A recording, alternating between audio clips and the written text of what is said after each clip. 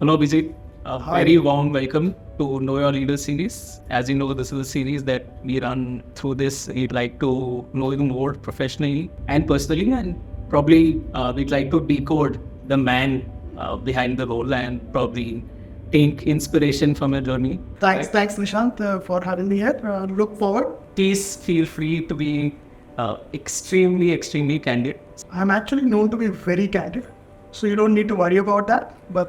But over to you. First question on leadership: which leaders do you hold close to yourself? When I look at people, leadership, so it's not one particular individual that I will be fascinated with or will be over with, but there are traits that I really admire and across genre of people. I'll give you some examples. Like, so there was a sportsman called Michael Schumacher. A lot of us have seen Formula One and love it. And the story we always hear about Michael Schumacher is he used to be a world champion in 93, 94, if I'm not wrong. And then he left the team with which he was winning and joined a team called Ferrari. And Ferrari at that time was not doing well. He stuck on with that team till he turned that team around alongside with the team. And finally won the first championship in 2003. He lost for 6 years. So that's the trait I would imbibe if I was taking from Michael Schumacher. Similarly, if you ask me, like Elon Musk, Maverick, I think the moonshot that he takes at, right? Can I put people in space at 1/10 of cost? Can I actually disrupt the entire auto industry? So the statement itself is so big and inspiring. I think that's Maverick as if I can take from a person like him. Steve Jobs, attention to detail. Absolute beautiful designs. I mean, in our business, we are actually in the business of design, in my mind. George Lucas, I don't know how many of you follow Star Wars, did so much on the design front, and whatever you see in terms of CGI animation is absolutely one person, George Lucas, and he built the entire industry around. And I love those traits when I look at these. What does Tata's legacy mean to you? I think Tatas are the best private equity shop in the world in a very different sense. You know, we talk a lot about how to actually build businesses which last decades. This group has perfect when we actually say we give back to society. So it looks very, a lot of times you only look at why they are doing society-led things, but it is so good business ethic and sense, because at the end of the day, if you're going back and giving a part of what you earn back to society, there is so much goodwill which gets generated, which comes back in form of business back to you, right? What JRD built, MGT built, all of them built, is just outstanding, remarkable business. It used several political environments before independence, post-independence, pre-internet, post-internet. So that's the legacy of Tatas in my mind, to build businesses which last for decades. What is the top 2 or 3 things you see that you would want your legacy to be remembered as? I would want people to remember me for a few things. One, to be absolutely fair in my dealings, irrespective of where I was. Second, so I would always want to be remembered as a guy who was on the field playing with the team till the last ball was there. That's what on a personal front. On building, I think business we are in actually allows us the ability to build something which will be much beyond when we will be there. Sometimes I don't find the words how do I actually put it across to people. That look, we're building a master plan and we are building actually the entire thing out. It may take 10-15 years, but it will last for the next 50 to 100, right? That's what I would like to build over a period of time. Throughout the journey or probably the recent years, what is it in the work that you find the most pride in? I find great joy when we are creating something. It's my natural state of bliss. And it can be a big thing, it can be a small thing. The entire concept of bringing the product, the customer, the FSI, the regulation, the financial implications of it all together on one drawing board and then imagining it together, that's absolute bliss. So basically simplifying a complex business.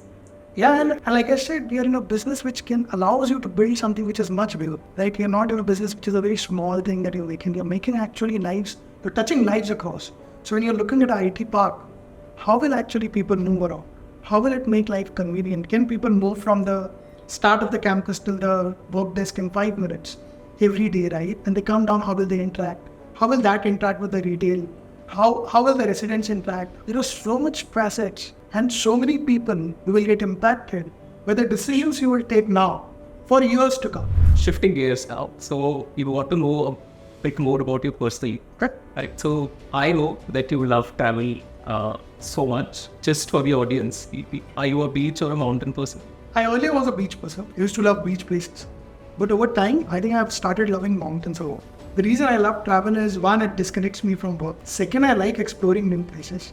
And it gives you very different memories. At the end of the day, photos that you take, right? Pictures that you take when you travel to different places, these are the memories you build together with your family. Places like Greece, that's absolutely charming, like Mykonos, Santorini, the streets of Athens. In fact, the entire culture of streets in Europe, the cobbled streets, the fountains, it's very, very nice, right? Till I landed up in Switzerland and I realized snow-clad mountains really beat a lot of things. So fascinated on both fronts. New Zealand, strongly advise everyone to go. I mean, a country which is so unique, and take a car, travel around. And I think we should never postpone travel. That's my view. We should do it earlier than better. Photos being अच्छे आते हैं, you know. So the younger you are, the more you should travel, and don't save it up for future. I know you are handling complex businesses. You're also handling complex travels. So I know you maintain an Excel sheet of all your travel plans. If you were to pinpoint from all the analysis that you've done for all the places, which has been the most accurate? Well, my travels are, my Excel sheets have turned out to be very accurate. I must tell you that. Sometimes you want to do these experiences, like if you go out to New Zealand, you want to do skydiving. If you go first time and ask them, look, I want to do skydiving, they will tell you 50,000. Suddenly it hits you there, right? Before travel, if you have reconciled that this is all the expense I'm going to do, then that's it. It makes it much more peaceful to do all those expenses. You don't get a travel shock in currency for these experiences. So you have a business plan in place for the travels. Oh yeah, and I have multiple sheets. I have completed a few. There are a lot many. I know you have a son. He's still in school. So I'm sure there are a lot of new things that he's exploring from his current age or from his current things that he's doing. What are the top 2 or 3 things that you have learned from him? Abhay is 10 years old for people who don't know. You enjoy them more when they're more younger. With Abhay, at the age that he is in, he's doing some cool stuff. So he's into robotics and he's building stuff out. A few months back, we were both building drone together. Wow. Right? And bottoms up using bamboo sticks. And it's very fascinating. You know, I have forgotten, I'm an electronics engineer by mistake in real estate. I must acknowledge. But and there's a lot of things we used to do. Things have become more simple. What we used to do in engineering is much more complicated. Tools are available, okay, which can allow you to do what stuff you used to do in engineering at this stage and in this age when he is there. Almost it's like you're relearning a lot of stuff. Are there a lot of questions you're not able to answer? Absolutely. It's fun because a lot of things I did not do when I was there. So it's almost learning together. To put an example, we were both doing it together on some of the stuff he is doing, and I did not, and we were both Googling. So I hope he keeps building things like this. And I continue to learn along. Had it not been for real estate, what would I have been? Oh, I would have been in tech. There's a lot to it about. We used to do projects for Government of India. And I also think fundamentally that tech has infused every part, even real estate. What prevents you from automating the entire construction? That's as big a problem statement as you can work on. That's as big a moonshot we can work on, right? Yeah. And if not us, who else? So I think it's a misnomer to say tech is only one part.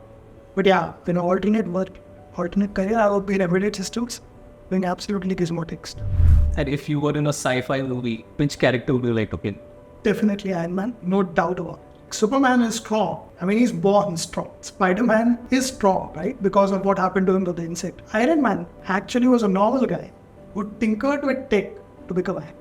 If I could do the stuff that he does, then I could have the stuff that Thank you, Abhishek. It's a privilege and an honor to have a discussion too. I'm sure all of our audiences would have learned so much from your journey and would probably get inspiration on a couple of things. Thanks, Nishant. Always a privilege, always a pleasure to talk to you.